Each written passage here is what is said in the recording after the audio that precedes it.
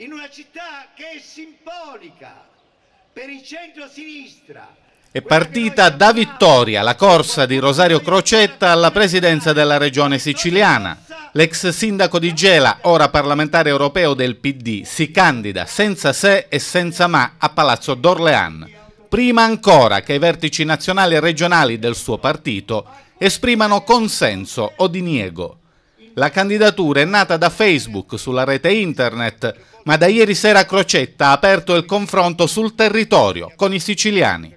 Allora c'è bisogno di una rottura storica, una rottura che porti a un cambiamento radicale, a una rivoluzione vera e radicale. Dobbiamo veramente cambiare seriamente le cose e liberarci di una casta che ha impedito la crescita e lo sviluppo della Sicilia, lo continua a impedire, e per questo bisogna portare uomini e donne nuove alla gestione della Sicilia e soprattutto gente che abbia seriamente intenzione di fare le cose.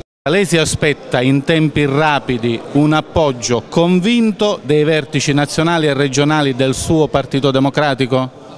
Io mi aspetto che questo nostro movimento cresca e crescerà, così come crescerà, che determinerà la costituzione di comitati per Crocetta presidente in tutta la Sicilia, e sono convinto che a quel punto la mia candidatura non diventerà solo l'affare del movimento, ma di settori ampi della politica e della società.